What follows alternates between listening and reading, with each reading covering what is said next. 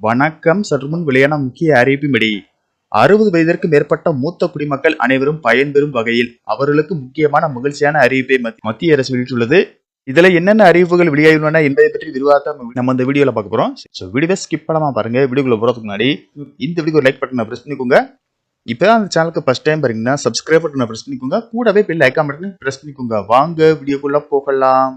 இந்தியாவில் வரும் 2047 ஆண்டுக்குள் முதியவர்களின் எண்ணிக்கை கணிசமாக அதிகரிக்கும் என்று புள்ளி விவரங்கள் கூறும் நிலையில் அவர்களுக்கு பல்வேறு சலுகைகளை வழங்க மத்திய அரசு திட்டமிட்டுள்ளதாக தகவல் வெளியாகியுள்ளது. பெற்றோரை கவனித்துக் கொள்வது பிள்ளைகளின் பொறுப்பு. ஆனால் இன்று பலர் வயதான பெற்றோரை பற்றி கவலைப்படுவதில்லை.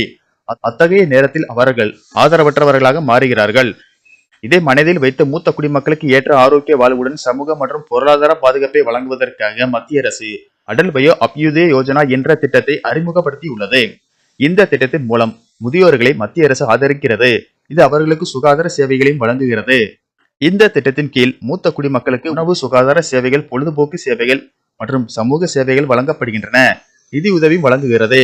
நாட்டில் உள்ள முதியோர்களுக்கு மருத்துவ வசதிகளை வழங்குவது மட்டுமின்றி முதியோர் இல்லங்களை மேம்படுத்தவும் வயோஸ்ரீ திட்டத்தின் கீழ் முதியோர்களுக்கு கண்ணாடி, வாக்கிங் ஸ்டிக், காது கேட்கும் கருவி போன்ற உபகரணங்களை வழங்கவும் இந்த தொகை செலவிடப்படும். அடல் பயோ அபியுதய யோஜனாவின் நன்மைகள். இந்த திட்டத்தின் மூலம் அனைத்து இந்திய மூத்த குடிமக்களுக்கும் உணவு, தண்ணீர், சுகாதாரம், பொழுதுபோக்கு பராமரிப்பு போன்ற அடிப்படை தேவைகள் வழங்கப்படும். இத்திட்டத்தின் கீழ் நாட்டின் அனைத்து மாநிலங்களிலும் முதியோர் இல்லங்கள் அமைக்கப்படும். நாட்டின் அனைத்து மாநில தலைநகரங்களிலும் முதியோர் சிகிச்சைக்காக பராமரிப்பு மையங்கள் நிறுவப்பட்டுள்ளன. தகுதிகள். இந்த திட்டத்தின் கீழ் விண்ணப்பிக்க விண்ணப்பதாரர் இந்தியாவின் குடிமகனாக இருக்க வேண்டும். விண்ணப்பதாரரின் வயது 60 அல்லது அதற்கு மேல் இருக்க வேண்டும். ஆதரவற்ற முதியவர்கள், குழந்தைகள் இல்லாத முதியவர்கள், குழந்தைகள் இருந்தால் வீட்டை விட்டு வெளியேற்றப்பட்டவர்கள் இந்த திட்டத்திற்கு தகுதியுடையவர்கள்.